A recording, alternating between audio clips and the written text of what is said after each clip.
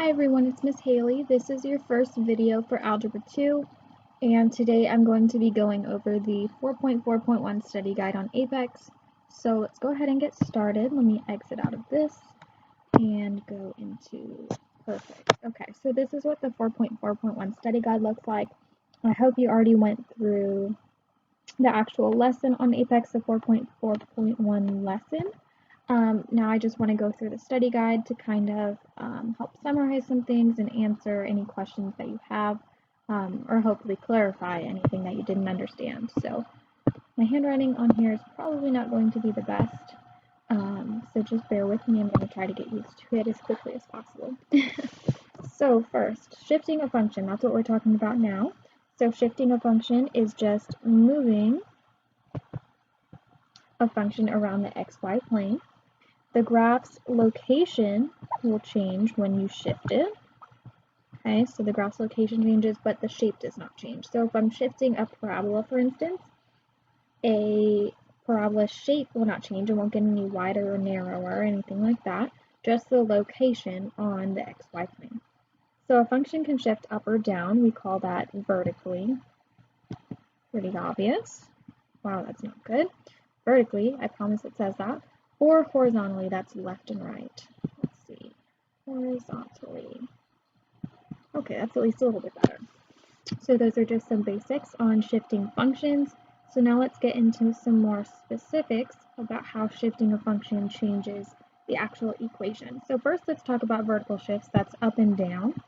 Okay, so shifting a function up moves it along the y-axis.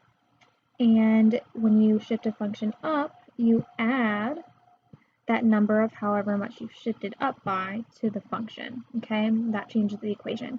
So for these examples, we're looking at the parent function of a parabola, that's just x squared, okay? So let's say that we shifted that parabola up by 1. We add that number to the end of the equation, so our new equation is x squared plus 1. So that's just a normal parabola shifted up by 1. So now let's look at shifting down. Again, that moves the function along the y-axis as well. Okay, but instead of adding that number, you subtract that number from the equation. However much you shifted down by, you subtract that number from the entire function. Okay, so let's say we took that parabola and shifted it down by 1. Our new equation would be x squared minus 1. We just subtract that. Subtract that 1 from the end of the equation. So shifting vertically is very straightforward, makes a lot of sense. Hopefully that's not too confusing for you. Now moving horizontally, so the left and right, that's where things get a little bit more tricky. Maybe you were confused during that part of the lesson. So hopefully I can clarify some of that for you. So when we shift a function left, it moves along the x-axis. That you should already know. We know the x-axis is moving left and right. But this is where it gets a little bit tricky. Normally when we think moving to the left of the xy plane, the numbers get negative. So in the second and the third quadrant, we know that the x values are normally negative, right? But when we shift a number to the left, what we're really doing is, or when we're shifting a function to the left, what we're really doing is adding a number to each x in the function, okay? So let's say that we took our x squared function and moved it to the left by 1. Our new equation would be x plus 1 in parentheses squared. So you would think it would be x minus 1 because we're moving to the left, right? So this is where it kind of gets a little bit tricky. You kind of have to think opposite. So if we're moving to the left, we're going to add that 1 to the x value. Now if we're moving to the right, again, it moves along the x value. And then normally when we move to the right, or we think about moving to the right, we would think about getting positive, right? In this case, you subtract that number from the x values. Again, that's kind of that opposite way of thinking. And this is kind of hard to see, so I'll write it down here. Our new function would be f of x is equal to x minus 1 squared. Okay, and so I have a little trick to help you remember, a little saying that I learned to help me remember horizontal shifts. Don't trust your x's. So that's kind of funny, but it's a good way to remember. When you shift left and right, you're of course dealing with your x's. You're moving along the x-axis. So when you move to the left, you have to think about adding, which is kind of an opposite way of thinking, and then when you move to the right, you're thinking about subtracting. So don't trust your x's, you kind of have to remember, think opposite when we're thinking moving left and right. So hopefully that helps you remember. It always helped me remember. Let's go to the next section of the study guide. So this part kind of got cut off. The next problems are on the next page, but here are the directions. Each graph below shows the function x squared shifted.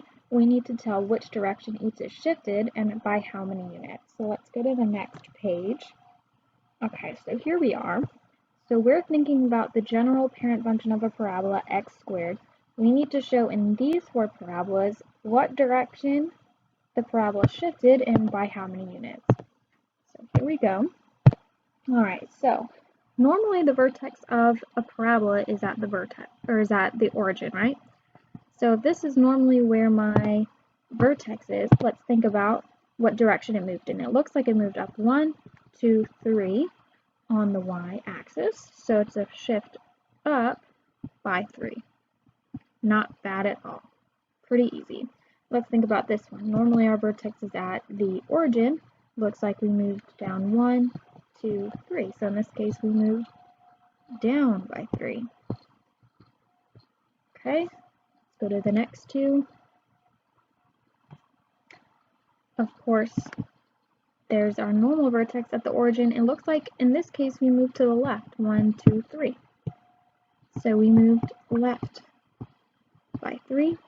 And then this last one, here's the origin. There's our normal vertex for a parabola. It looks like we moved to the right, 1, 2, 3 along that x-axis. So right by 3.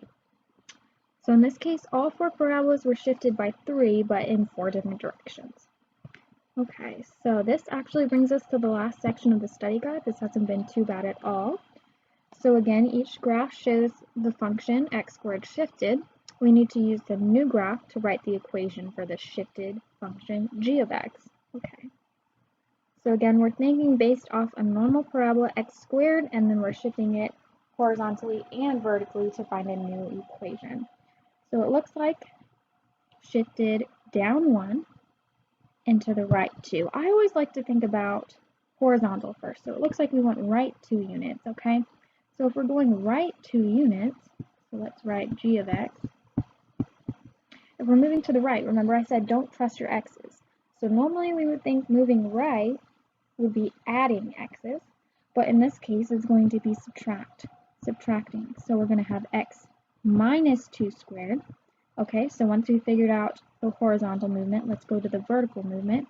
So it says we move down 1 unit, and so when we think vertical shifts, it's just normal.